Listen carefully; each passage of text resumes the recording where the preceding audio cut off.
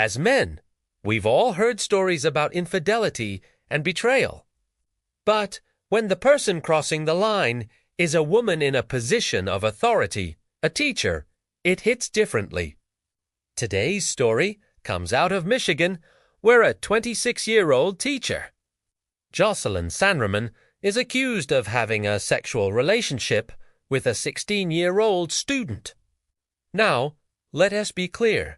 This isn't about some forbidden romance or some fantasy. This is about power, exploitation, and betrayal. A betrayal by a woman who was trusted to guide and protect students. And if we zoom out, this case is part of a bigger pattern we've seen over the last 20 years. Hundreds of female teachers being caught cheating the system, crossing moral lines, and in many cases, destroying lives. This isn't a one-off story. If you look hard enough, you'll find dozens of similar tales of female teachers abusing their power. And each one of these stories has a unique set of circumstances. But at the core, they reveal a disturbing trend. We're not trying to pick on women or turn this into a gender war. Instead, we're aiming for something simple: acknowledgement and understanding. Men understand betrayal. We've all experienced it in one form or another, whether in a relationship, friendship, or family. But when women commit similar acts, we often see less empathy and understanding. Think about it. She didn't even keep it a secret. She told another teacher. That tells me she didn't see it as wrong, or maybe she thought she wouldn't be judged as harshly because she's a woman. Flip the genders. If this was a 26-year-old male teacher and a 16-year-old girl, the outrage would be 10 times louder. But too often, when women cheat like this, society downplays it. Men and women face different challenges, have different experiences, and sometimes make different mistakes. But when we ignore or excuse bad behavior from women, we create a false narrative. We give the impression that women are somehow exempt from the rules or consequences that apply to everyone else. And that's not fair. It's not fair to the men who strive to be good, who respect women, and who hate seeing women throw away their power through selfish actions. This isn't about blaming women or suggesting they're never victims. It's about demanding fairness and equality. It's about acknowledging that both men and women can mess up, but when they do, they should face the consequences. Women aren't perfect. Sometimes they abuse their power and cross the line. And when that happens, they shouldn't be shielded or excused. They should be held responsible. This attitude isn't just a random opinion. It's based on logic and fairness. It's rooted in the belief that all people, regardless of gender, should be treated equally. If a man abuses his authority, we rightly call him out. It's only fair that we do the same when a woman does the same thing. And now, let's bring this conversation back to the present. Recently, a school in America found itself dealing with the aftermath of a female teacher sleeping with a student. What makes this situation especially tricky is that the student wasn't just any ordinary high school senior. He was the star quarterback, the kind of guy who attracts a lot of attention and has a bright future ahead of him. On the other hand, the teacher, Mrs. Vandermeer, was going through a rough patch in her marriage. Her husband was cheating on her, which left her feeling unhappy and seeking solace elsewhere. You might think this story is about a young man falling for an older woman, but that's just a small part of the picture. Here's the whole truth. Mrs. Vandermeer is a married woman with kids. Yet she engages in a romantic relationship with a 17-year-old high school senior. She willingly participates in sexual activities with a minor, which raises questions about consent and power dynamics. Meanwhile, the student, John, is portrayed as naive and unaware of Mrs. Vandermar's ulterior motives.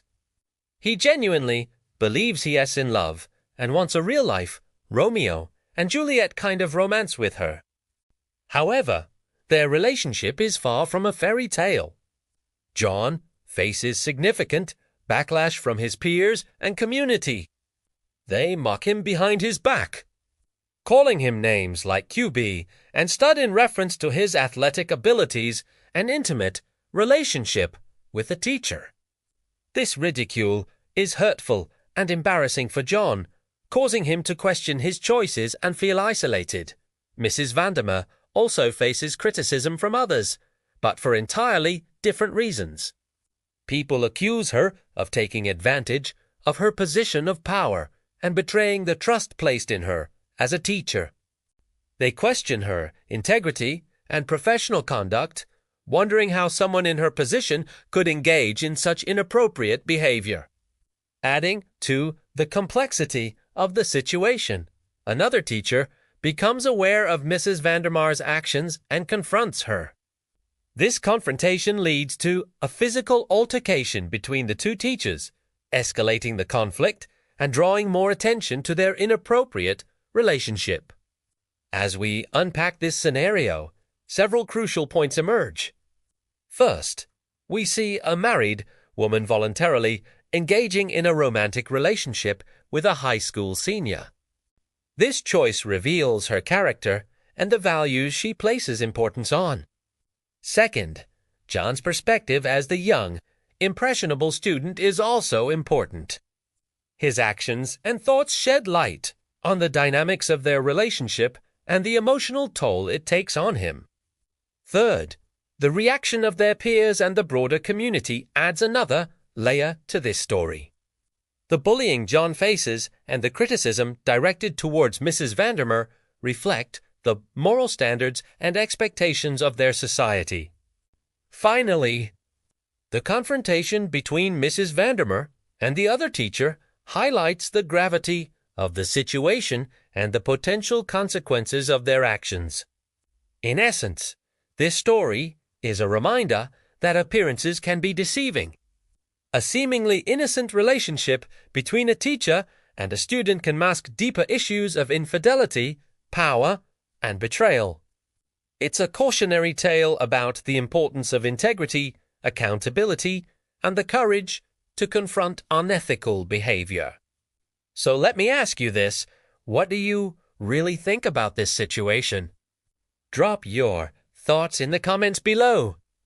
Now, let's get back to the main topic at hand. Men know the pain of betrayal, whether from a partner, friend, or even a business associate. But when a woman crosses the line, it's often met with a different response. There's a double standard at play, one that minimizes or excuses their actions, while male counterparts would face harsher scrutiny. Case in point, a teacher who sleeps with a student. If it's a male teacher, there's immediate outrage. Headlines scream about predatory behavior, and calls for swift action echo loudly.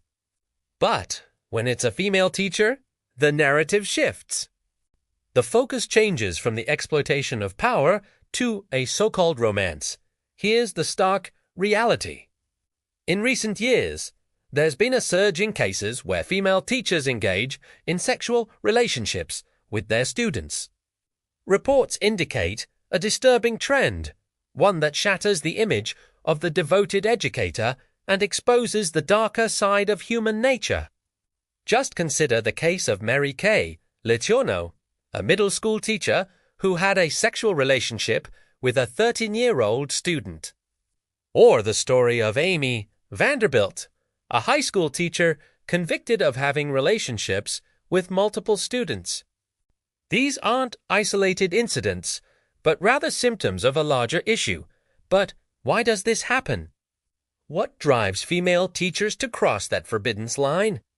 Some experts suggest that loneliness or blurred boundaries within the educational system might play a role. Others point to the imbalance of power between teachers and students, making manipulation and coercion a possibility. Whatever the motivations, the consequences are severe. Not only do these actions betray the trust placed in educators, but they also harm the very students they're supposed to nurture. The double standard at play is evident. Male teachers who engage in similar behavior are swiftly condemned and punished. In contrast, female teachers often receive lighter punishments or even public sympathy. This disparity is not only unfair, but also perpetuates a culture where female teachers feel they can exploit their position without facing the same consequences as their male counterparts. In fact, the problem might be more widespread than we realize. The hush-hush nature of such relationships often prevents victims from coming forward, leaving the true extent of the issue unknown. To tackle this problem, we must address the root causes. Creating a supportive environment where students feel safe to speak up. Implementing stricter accountability measures. And fostering a culture of respect and professionalism among educators are all crucial steps. Ignoring the issue or allowing for a double standard will only perpetuate the cycle of abuse and betrayal. To wrap things up, we all know that when a male teacher crosses the line and engages in a relationship with a student, there's immediate outrage and consequences. But when a female teacher does the same thing, it's often swept under the rug or justified as a passionate romance. That's just not right. It's not fair and it sends the wrong message. If we truly want to create a safer learning environment for our students, we need to hold all teachers to the same standards, regardless of gender. So let's demand equal accountability and put an end to this double standard once and for all. That's it for today's video. I appreciate you sticking around until the end. Don't forget to show your support.